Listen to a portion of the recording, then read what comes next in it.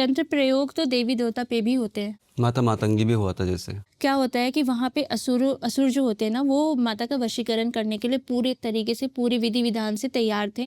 तो वो वशीकरण करके अपना जूठा अमरूद या फिर जो भी फल वगैरह होता है वो लेके जाता है, और उसमें ये कहता है कि मतलब वशीकरण मंत्र वो तैयार करके लेके जाता है। जब वो उनके सामने जाता है तो माता को ये बात पता होती है, और वहाँ से शिव भी गाइड कर रहे होते हैं कि ये मत खाओ, तुम्हारा ये वशीकरण करेंगे।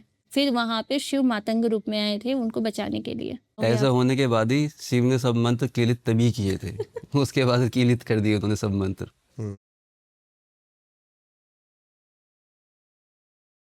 अब आप मेरे को मेन चीज तो ये बताओ मैम कि छोटा सा कोई उपाय जिससे आप मतलब कॉमन जो लोग हैं, जैसे कि क्रियाओं से हट गए हैं, अपने पितरों से हट गए हैं, कुछ उनके ऊपर तंत्र प्रयोग ना हो सके, कुछ ऐसी रेमेडीज या वो अपनी डेली लाइफ में कुछ ऐसी चीजें कर सके।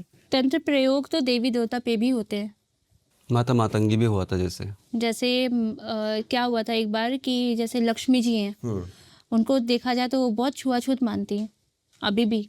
लक्ष्मी जी बहुत छुआछूत मानती है। उन इस बात का ना माता पार्वती को बहुत दुख हुआ था कि अगर कोई भी है, अगर कोई किसी की पूजा करे, किसी भी देवी देवता का, तो देवी देवता का ये फर्ज बनता है कि उसकी जात पात और उसकी मतलब ये ना देखे कि वो गंदा है या मैला है, जो भी है तुम जाओ उसके पास। जैसे माता काली है, आप माँ काली को जितना ही आप देखोगे रौद्र रूप में रहती है, लेकिन अगर उनको आप सच्चे दिल से बुलाओ या महाकाल को बुलाओ, वो आएंगे ही आएंगे। सौम्य रूप में दर्शन देना। बिल्कुल, वो किसी भी रूप में दर्शन दे, वो आपकी इच्छा है। तो ऐसा होता है कि जब ये चीज़ हुई ना, तो माता मातंगी एक बार जैसे ये बात माता पार्वती को बहुत बुरी लगी थी, तो उन्होंने कहा जब तक मैं स्टेप नहीं लूँगी कोई समझेगा नहीं। और शिव ने ये कहा कि असुरों की तुम्हारे ऊपर नज़र है, तुम मत जाना। शिव की पार्वती कभी बात नहीं मानती थी जब तक वो किसी में फंस ना जाए, किसी प्रॉब्लम में। किसी नहीं, शिव से ऊपर तो मैं नहीं कहूँगी। उससे पहले स्त्री भी है ना। नहीं, मैंने जो चीजें पढ़ी है अभी कि शक्ति के बिना शिव जो है शव है।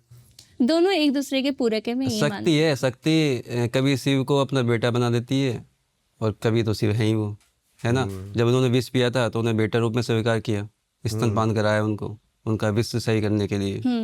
तो वो शक्ति है, वो कुछ भी रूप धारण कर सकती है। तो जैसे अब माता पार्वती ने ठान लिया कि वो अगर कैलाश में अगर इतनी छुआछूत है, क्योंकि वहाँ पे मैक्सिमम प्रेतगण थे, भूतगण थे, और शिव जी का कोई परिवार नहीं है भूतों के अलावे, तो वो वहाँ से चली जाती हैं। बड़ा इंटरेस्टिंग टॉपिक दिया है, इस पे भी बात करेंगे अभी। पहले आप बताओ ये क्या कह रहे हो।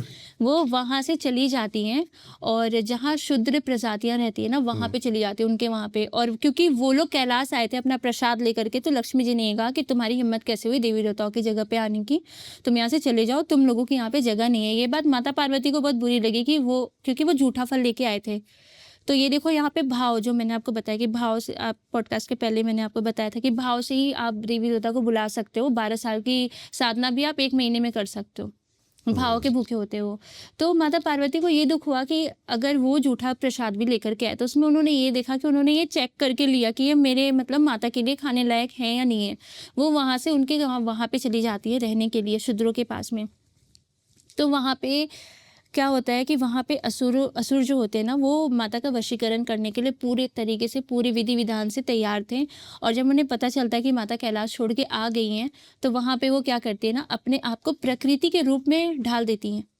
वो वहाँ पे मातंगी का रूप लेती हैं और वहाँ पे ये दिखाते हैं कि ज्ञान, बुद्धि और प्रकृति सब चीज़ उनके अंदर है, और उसका ही वो ज्ञान देती है उन शूद्रों को भी। ठीक है, अब उनके साथ वो बिल्कुल आराम से रहने लग जाती है। अब क्या होता है, जिस वक्त शूद्र प्रजाति उनकी पूजा कर रहे होते हैं, उनको अपना भोग खिला रहे होते हैं, उसी वक्त असुर आता है। और असुरों का ये था कि वशीकरण करके उन्होंने एक यंत्र तैयार किया था वशीकरण का, और वशीकरण का बाकायदा एक यंत्र होता है। यंत्र में ही देवी देवता की पूजा पहले की जाती थी, क्योंकि यंत्र ही है जिसमें देवी देवता आते हैं और जाते हैं। कोहिनूर समझ सकते हो आप, वो भी एक यंत्र है। हाँ, थोड़ा सा इसको मतलब अभी मैं पब्लिक के लिए कि यंत्र मतलब क्या, शॉर्ट फॉर्म में समझ पाए। एक जो वो ड्रॉ टाइप होता है जी कुछ। बिल्कुल, यंत्र जैसे श्री यंत्र हो गया। माता बगलामुखी की भी फोटो की पूजा नहीं होती है, माता बगलामुखी की भी यंत्र की पूजा होती है। हर चीज, स्वर्णाकर्षण भैरव हो गए, उनके भी यंत्र की पूजा होती है, भैरव जी के यंत्र की। तो यंत्र एक आसन है उनका, उस आसन पे ही वो आते हैं, और वो एक इस तरीके से तैयार किया गया है कि वो वहाँ पे ही आते हैं। वो मतलब आप समझ सकते हो कि जैसे आपकी ये हथेली है, यहाँ पे कहीं भी वो शक्ति नहीं आएगी, वो यहाँ कहीं भी इस कमरे में नहीं आएगी, वो इस हथेली पे ही आके बैठेगी। तो इस हथेली को इस तरह से तैयार किया गया है। केदारनाथ मंदिर देखा होगा आपने, वो भी एक यंत्र है। जितने भी मंदिर बने हुए हैं ना पुराने ज़माने के, सब यंत्र हैं वो। उनमें आपको शक्ति मिलेगी, जागृत शक्ति में यंत्र के ऊपर ही बैठी होती है, यंत्र से अलग नहीं जाएगी। ब्राह्मण्स हैं, वो भी सब यंत्र हैं।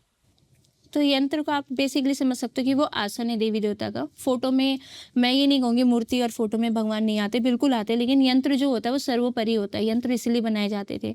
तो वो वशीकरण यंत्र उन्होंने तैयार कर रखा था और उसके बाद उन्होंने अपने किसी चेले को भेजा जो कि माता का बहुत बड़ा भक्त था। लेकिन वो भी उनके साथ मिला हुआ था कि माता अगर हमारे तरफ आ जाएंगी तो असुर की सेना जो है वो बहुत शक्तिशाली हो जाएगी। तो वो वशीकरण करके अपना जूठा अमरूद या फिर जो भी फल वगैरह होता है वो लेके जाता है और उसमें ये कहता है कि मतलब वशीकरण मंत्र वो तैयार करके लेके जाता है। जब वो उनके सामने जाता है तो माता को ये बात पता होती है और वहाँ से शिव भी गाइड कर रहे होते हैं कि ये मत खाओ, तुम्हारा ये वशीकरण करेंगे। फिर भी माता पार्वती ने वो खाया, उनके ऊपर भी वशीकरण का असर हुआ था और वो असुरों के गुफा में चली भी गई थी। फिर वहाँ पे शिव मातंग रूप में आए थे उनको बचाने के लिए, उनको याद दिलाने के लिए कि तुम पे वशीकरण हुआ है और तुम देवी हो।